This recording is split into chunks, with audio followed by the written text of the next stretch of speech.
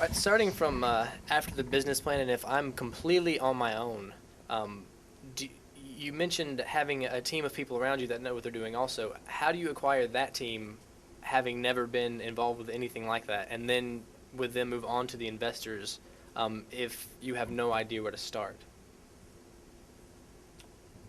Good question.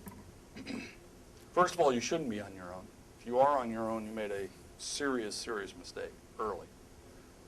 But secondly, you would be amazed at the number of people who have expertise that as you're crafting your idea, they will get engaged in it as well, to where they feel passionate about it.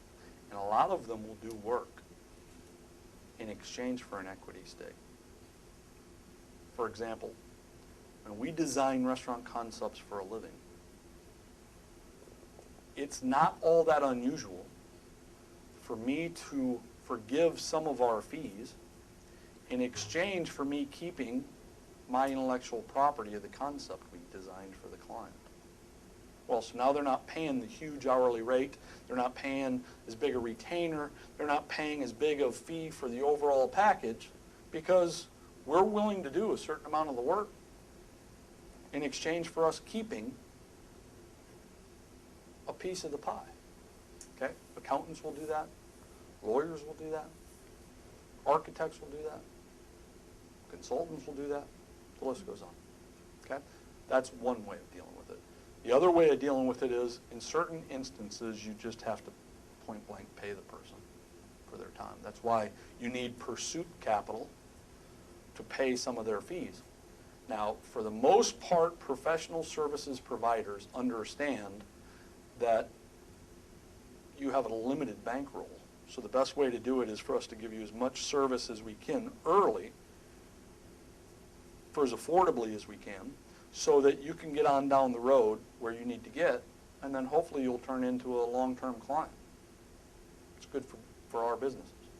So that's not unusual. But in some instances, you just have to pay them and call it a day. I'll tell you the other thing.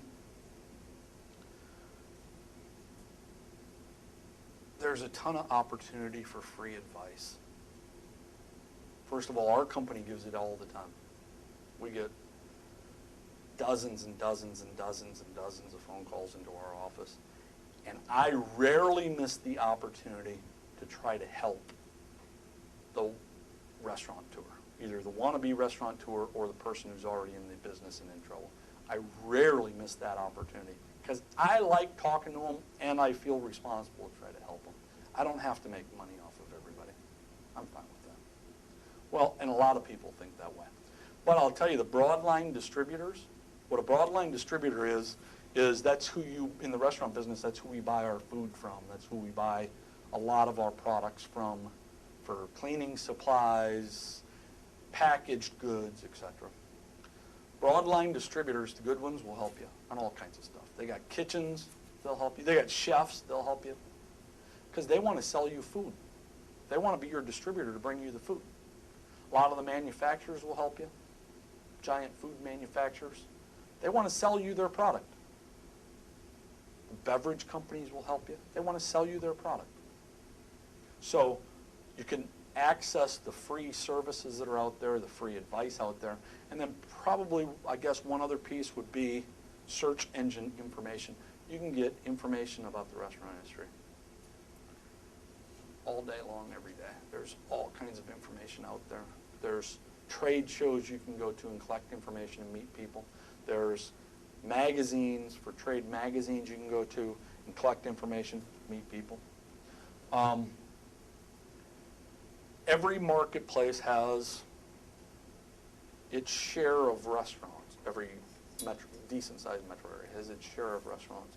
You'd be amazed how other restaurant tours will help you. You go downtown, you go to a restaurant, you start talking to the owners, you start talking to the managers, you'd be amazed how they will help you. This is a very tight-knit industry. They'll help you. So if you're at a point where you have no one around you, somewhere you made a serious mistake, because that won't work in this industry.